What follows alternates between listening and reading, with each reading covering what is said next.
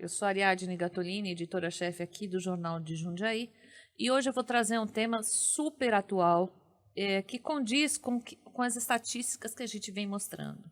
Nós aumentamos 66% as licenças médicas por sofrimento mental nas empresas brasileiras. O número de Jundiaí é mais ou menos 64%, 65%. O sofrimento psíquico está em toda a nossa sociedade, mas ela acaba lá no nosso trabalho, na nossa jornada de trabalho e também no nosso modelo neoliberal.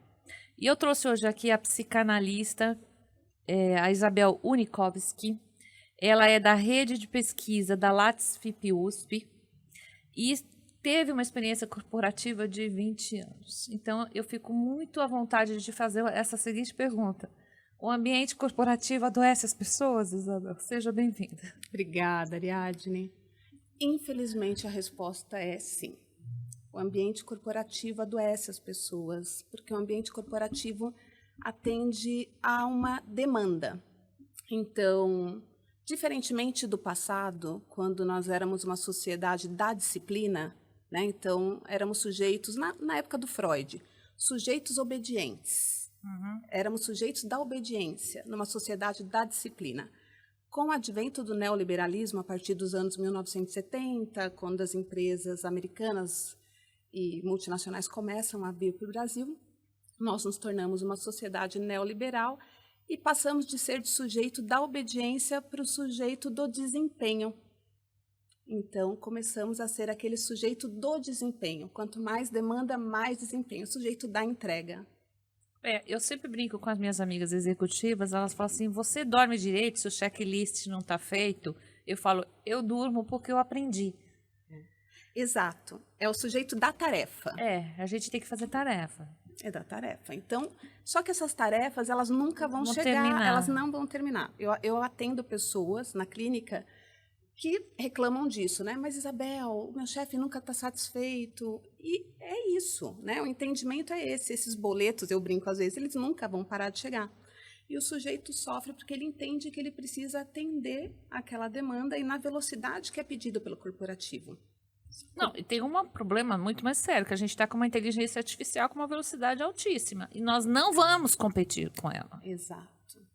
Esse é um problema muito atual, né? Esse ainda não entrou nos nossos estudos lá no laboratório, né, de teoria social e psicanálise da USP, que é a inteligência artificial. Então, assim, como é que esse sujeito agora vai começar a lidar com isso, com essa velocidade? Mas veja, Isabel, tem uma coisa que eu acho interessante na geração Z. As pessoas reclamam muito da geração Z porque não se prestam a cumprir ordens, são indisciplinados, não estão afim e tal. Pá. Só que tem uma coisa da geração Z que eles trazem que eu acho fantástica. Não vou trabalhar mais aqui. E eu vou mudar de emprego a cada ano, a cada 2 anos, porque eu não estou afim. Eu não estou afim de fazer essa servidão para a empresa, para o corporativo. Eu não estou afim. Então, eles pulam mesmo. Eles não estão satisfeitos, eles vão embora, eles fazem outras coisas, eles almejam menos coisas que a nossa geração. Eles não querem ter carro, não estão afim de ter casa própria, eles estão afim de ter uma experiência de vida legal. Então, eu acho que esses jovens acabam de uma forma... A gente analisa só o meme, mas a gente não está analisando o que está por trás.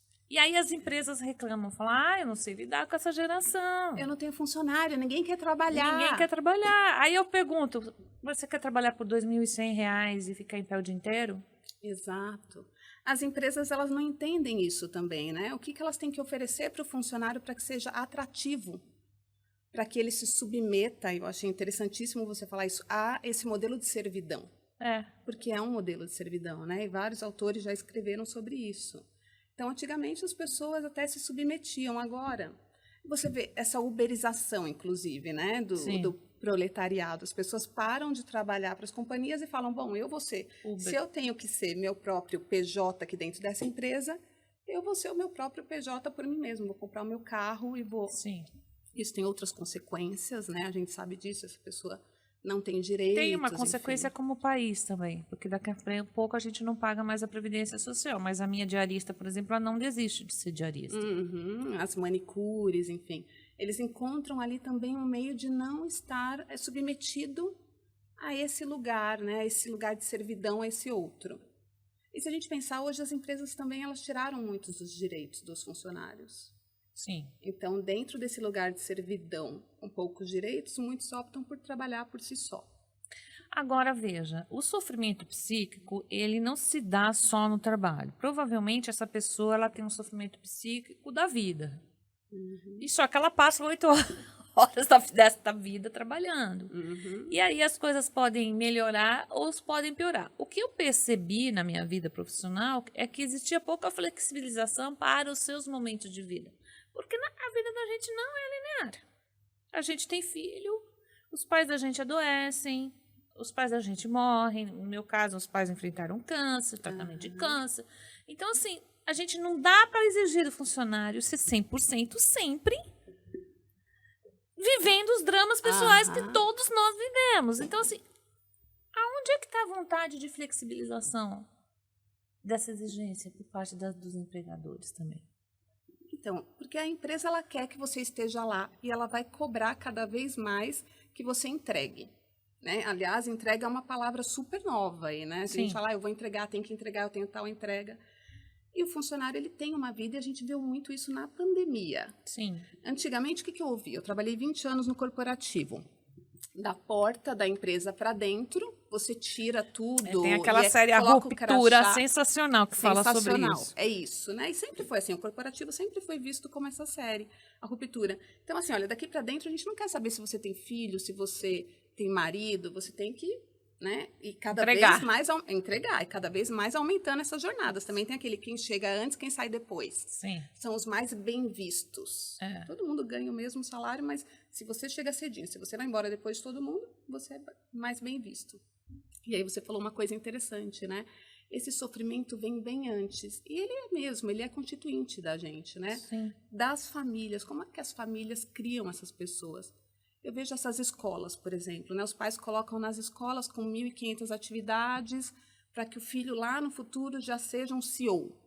Então tem tantos idiomas, ele vai aprender tantos idiomas, ele vai fazer tantas atividades esportivas, né? Então essa criança ela já é criada para competir. Ambiente de competitividade. Para competir. Esse sofrimento já é criado lá atrás. Então quando ela entra nesse ambiente corporativo, ela até que lida muito bem com isso. E muitas vezes não percebe que está sofrendo. Mas aí chega uma hora que o buraco chega, né? O burnout é uma doença que foi colocada na OMS em 2022. Logo depois da pandemia. Então, logo depois da pandemia, né? Na pandemia a gente viu isso. As pessoas levaram o trabalho para dentro de casa. Enquanto as companhias falavam, não quero saber se você tem casa, se você tem família... Na pandemia, todas as empresas foram para dentro das casas. E aí? Aí você fazia reunião com os filhos correndo, tinha gente que tinha que amarrar os filhos embaixo da mesa, né? Brincadeira, mas a gente viu memes assim. E aí as pessoas começaram a adoecer muito. E perceber que realmente não dá, né? Para você. Outra coisa, as mulheres entraram muito no mercado de trabalho nos últimos anos, né? Sim. E as mulheres são 50% das chefes de família no Brasil. Hoje em dia, metade das chefes de família são as mulheres. Ou seja, elas trabalham dentro e fora muito. E as mulheres são as responsáveis aí pelos cuidados de toda a família, inclusive dos pais, sim, dos familiares, dos filhos, são as responsáveis pelas compras do mercado, né? Meu marido até compra, mas eu tenho que fazer a lista. Eu uso muito isso. Não, tem que fazer a lista e ele vai te telefonar para saber que marca que é. Exato. Né? Então, assim, olha a sobrecarga mental em cima... Sim. Principalmente dessas mulheres que foram as primeiras a começarem a ser afastadas. Primeiro por depressão, ansiedade, e depois deu-se um nome para isso. Que é o burnout. Né? Quando você chega num esgotamento. Mas você sabe que teve alguns momentos na minha vida, quando eu era mãe, recém-mãe, aqui nesse mesmo jornal, que eu chegava aqui e eu falava, ai, que bom que eu vim descansar, que a minha diretora não me escute. Mas era isso. Porque eu tinha 2 filhos pequenos, aquela loucura, põe fralda, tira a fralda, leva para a escola, vai para a... Quando eu chegava aqui, não era um tempo ainda que tinha tanta internet, que eu acho que isso também é outro motivo de pressão em cima da gente. E eu falava assim, ai, agora eu posso sentar e tomar um café, que bom que eu estou aqui. No meu caso... Você era menos demandada aqui do que em casa. Era menos demandada aqui do que em casa, quando você tem 2 filhos pequenos. Né? Agora você imagina, eu voltei de licença maternidade 17 anos atrás, quando eu trabalhava no corporativo, Com o meu filho tinha 3 meses, porque Muito eu saí um pouquinho antes, muito pequenininho, neném. e nasceu com 2 quilos e pouco, então ele era assim muito pequenininho. Eu atravessava a cidade, né? Eu morava em São Paulo. Eu atravessava a cidade com esse bebê assim muito pequenininho dentro do carro e saía várias vezes por dia para amamentá-lo. Eu coloquei num berçário bem próximo da empresa. E as pessoas demandavam do mesmo jeito, ninguém tá lá ligando, Opa, né? gente, não, peraí, né? Ela tá amamentando e tal. Quando eles viam minha mesa vazia, eles já me mandavam mensagem: onde você tá? E aí isso para mim foi um assim, sofrimento enorme. Imagina, o Até- sofrimento dos dois lados. Porque o sofrimento de que você não pode maternar direito Uhum, e o sofrimento que você também não está entregando o que eles queriam de você. exato.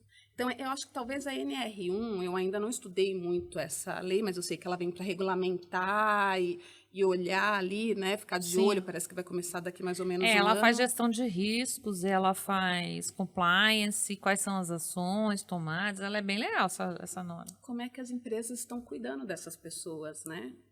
Se a gente pensar, vamos pensar pequeno aqui, né? Principalmente nas mulheres que voltam da licença maternidade. Elas demitem. É. Não mudou nada da sua época até hoje. Elas demitem. Então. Ou as meninas se demitem. Porque também, eu acho que tem uma evolução no pensamento feminino. O pensamento feminino hoje, ele diz o seguinte, né? Eu sei porque eu tenho uma filha de 22 anos. Ela fala: mamãe, eu vou ter dinheiro para ficar 2 anos sem trabalhar. Uhum. Eu já tenho amigas que fizeram isso. Se prepararam para a maternidade, falaram: não vou mesmo, eu não vou passar por isso, eu vou ficar em casa e depois eu vejo o que eu faço. E normalmente depois empreende. Foi o que eu fiz. Depois, na segunda gravidez, eu fiquei em casa e depois eu fui. Bom, já fazia análise há muitos anos, fiz toda a minha formação em psicanálise e fiz uma transição de carreira. É o que mais acontece com as pessoas também depois de um burnout. Né? Elas param para repensar ali a vida. Peraí, como é que é a minha relação com o trabalho? Como é que é a minha relação em casa?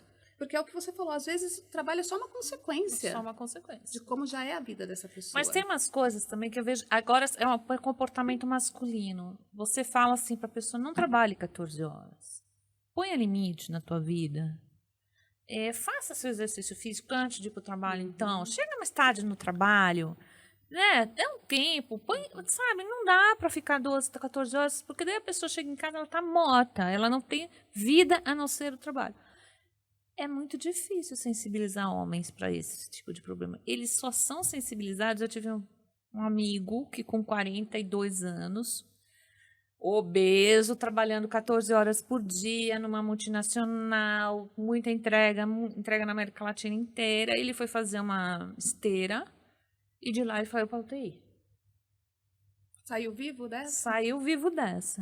Aí eu olhei para ele assim, falei assim: agora você vai fazer dieta, agora você vai fazer exercício, agora você vai parar de trabalhar tanto. Ele falou: agora eu vou me cuidar. Então, assim, os homens parecem que precisam de um choque extremo para mudar de atitude em relação ao trabalho. As mulheres estão sacando mais. Sim. Elas se sensibilizam mais porque elas sabem da outra demanda lá. Os caras não. Por que é que isso acontece?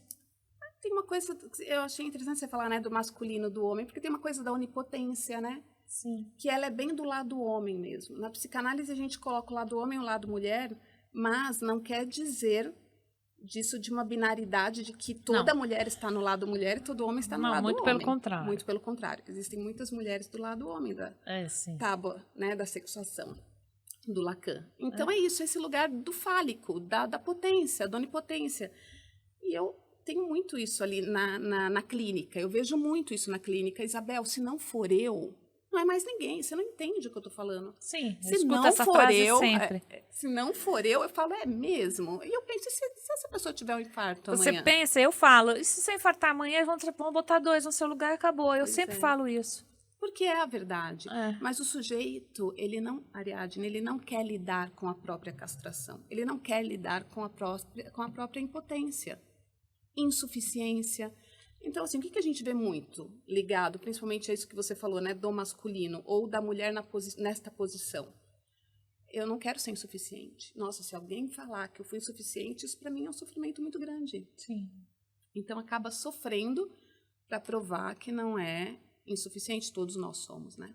Eu achei muito interessante, o CIESP Jundiaí fez um evento no Dia da Mulher com CEOs, com diretoras de empresas, que foram dar seus depoimentos. Todos os depoimentos incluíram a maternidade, o cuidado com os pais, ou um câncer que elas tenham passado, ou alguma doença severa que elas têm. E me chamou muita atenção porque os homens jamais vão dar um depoimento e falar sobre as falhas. Exato. Eles não querem mostrar a falha. Então, assim, eu prefiro morrer de infarto. Aliás, eu tive um... Quando você falou isso, eu perguntei se ele saiu vivo, porque nessa empresa que eu trabalhei, que eu fui convidada depois da licença maternidade, olha, você está muito cansada, você não quer? A gente te manda embora com todos os direitos. E eu pensei, nossa, como eles são bons, né? Isso há 17 anos atrás.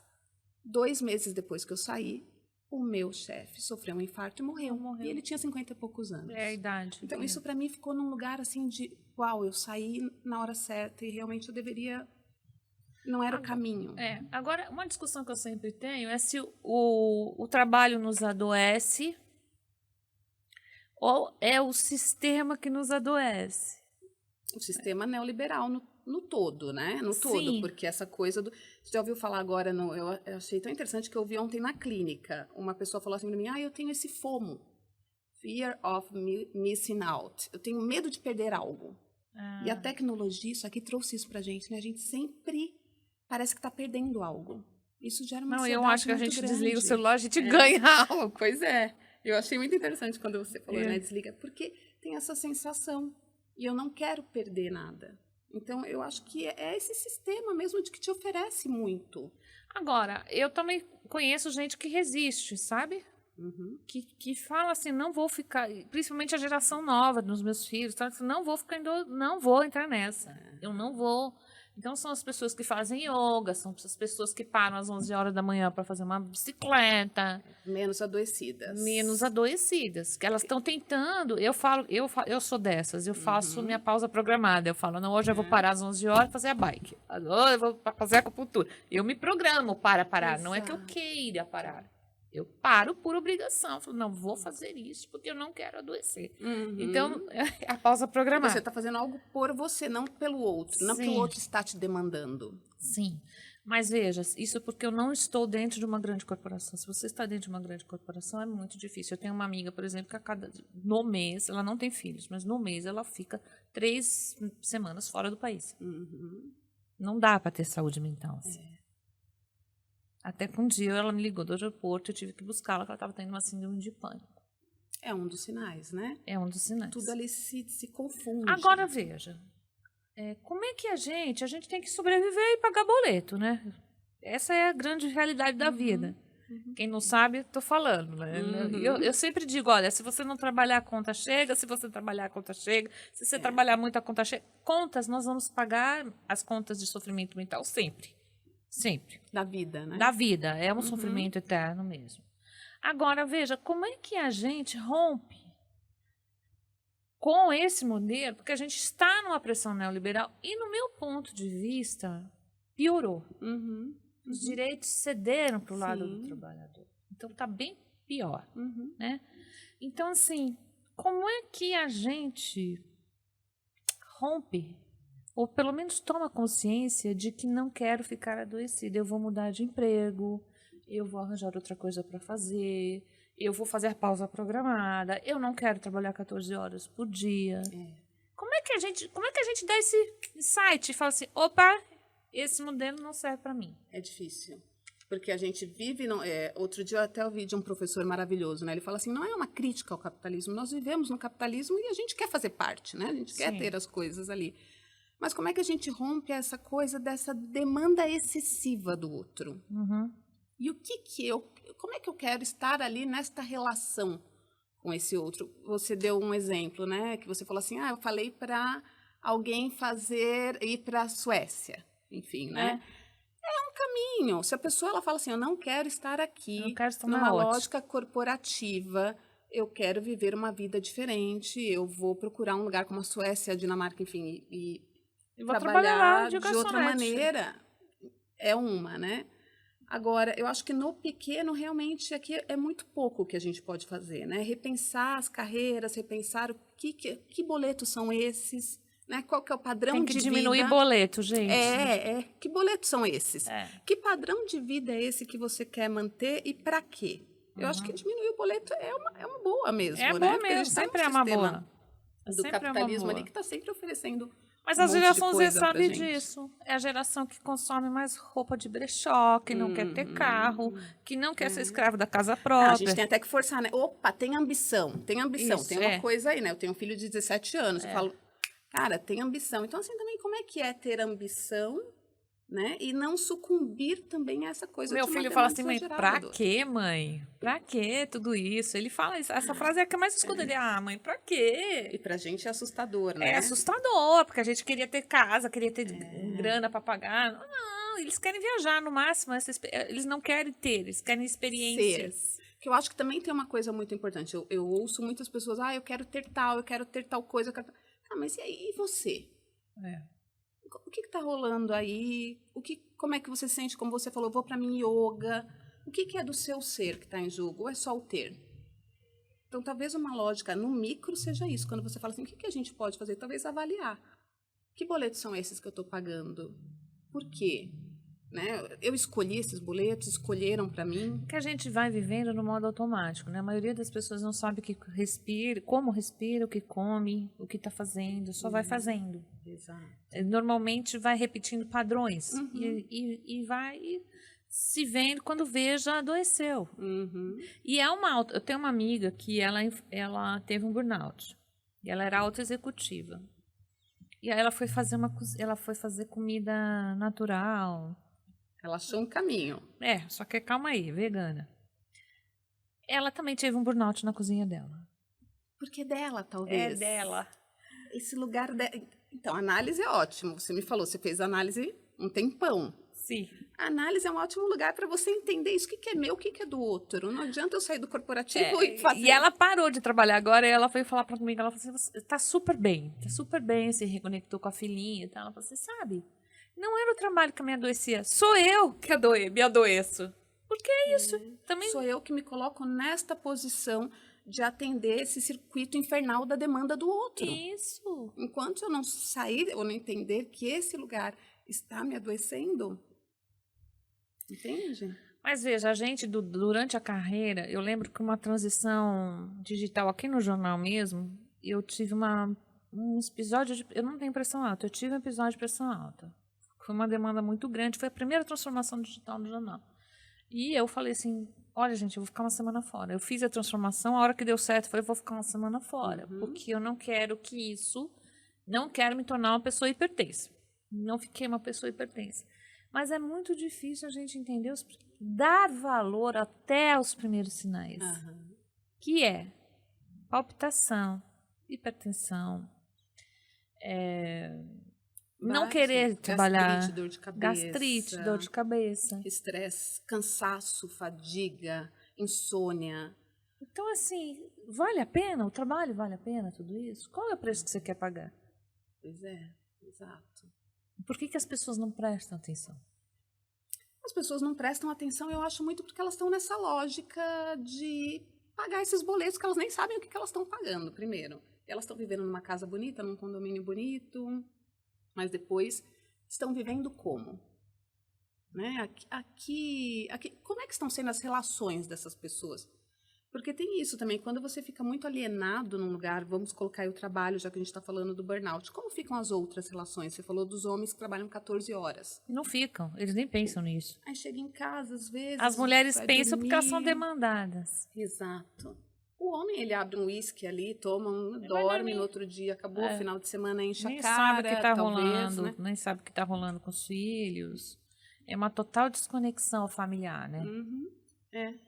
Então, essas relações, elas não são cuidadas. E aí, outro dia, teve uma conversa, amiga, com uma pessoa muito querida, que ela é diretora de RH de uma multinacional lá em Miami. E ela falou assim para mim, eu não consigo trazer na América Latina mulheres para serem líderes. Aí eu falei assim para ela, porque tem uma cultura machista, ela falou, né? Tem uma cultura machista na América Latina. Eu falei assim, não, mas para que elas querem ser líderes? Você já se colocou? Elas têm. Se elas forem líderes, elas vão ganhar um xizinho a mais. E elas vão ter que trabalhar mais. E aí, quem é que vai cuidar dos filhos, dos pais, dar conta da casa? Então, não é uma questão, gente, que as mulheres simplesmente não querem. Elas querem. Mas elas não podem abrir mão do resto para ser líder. Porque essa economia do cuidado está na conta da mulher. Está na conta da mulher. E ninguém paga por isso. Ontem eu tinha de ter uma entrevista aqui mesmo, eu falei para a pessoa, está na hora da gente pensar uma política pública de pagamento para cuidador. Exatamente. Né? A gente tem eu que não pagar. lembro quanto é, mas acho que 7% talvez do PIB é relativo a essa economia do cuidado. Então, eu já fiz até essa conta, enfim. Porque isso deveria ser pago. Deveria ser pago. Entrar na conta dessas pessoas que cuidam, né? E que são as mulheres. Porque hoje um cuidador custa 5 mil reais. Cuidador. E quanto custa uma pessoa afastada da empresa? Você começou aqui falando, né? 66% do... Pois é, muito caro. Eu acho que, na verdade, a gente está falando da tomada de consciência de si, mas eu acho que passa por um momento de tomada de consciência de lideranças empresariais. Política também. Aliás, você falou uma coisa interessante. Você falou, o que a gente pode fazer no micro? No micro é muito pouco. Mas cadê as políticas sociais que atuem nisso, nesse lugar de pagar para uma economia do cuidado, né? Entender esse lugar aí da mulher na sociedade também e desse excesso do nós trabalho. não oferecemos creches para as crianças, nós não oferecemos escolas integrais, nós não temos compatibilidade de horário com o horário do trabalho feminino. Exato. Então, essa mulher ela tem que se desdobrar, arranjar milhões de ajudinhas para dar conta desses filhos. E tá dando, né? 50% das mulheres. Não, elas dão do jeito que elas conseguem, só que elas Adoecendo. estão adoecendo. E isso custa para o país e custa para a empresa. Você falou 66%. Não, então, fora o essa turnover. conta sai Turnover muito mais. no Brasil... o Brasil não é um país competitivo, e não é um país eficiente, e é o país dos maiores turnovers do mundo. Porque sem esse olhar também holístico para a relação de trabalho, o trabalhador não fica. Eu acho que talvez essa norma, essa lei, essa regulamentação seja o primeiro... Eu acho que foi o primeiro passo para colocar em foco a questão da saúde mental, porque as pessoas estão adoecidas, principalmente depois da pandemia. E aí eu escuto bobagens tipo assim, vamos tirar o home office. Pra quê? Porque é você forçar a pessoa a ir para a empresa. Quer dizer, E gastar no transporte público, emitir mais CO2, tirar a felicidade. Não, ou individualizar isso. Tem pessoas que querem ir para a empresa, e tem pessoas que não querem. Tem pessoas que têm carro, tem pessoas que não. E tem pessoas que têm filhos pequenos, que não querem trabalhar. E tem pessoas como eu que só tem gato, que eu quero ficar em casa. Então, essa falta de cuidado individual, né? Também do olhar do empresário. Que eu acho que é uma coisa que a NR vai ajudar, né? Ele vai ajudar porque a multa é pesada, é 181 mil por pessoa. Então, eles vão tomar atitude por conta da grana que vai vir mesmo, da penalização. Bem, terminei a nossa conversa. Terminei não, foi só o começo de uma conversa aqui com a psicanalista Isabel. Isabel, aonde é que a gente te acha? Instagram, rede social? Isabel_Unikovski_PC. Ok. Então, fiquem conosco e nos sigam lá no jj.com.br. Até mais.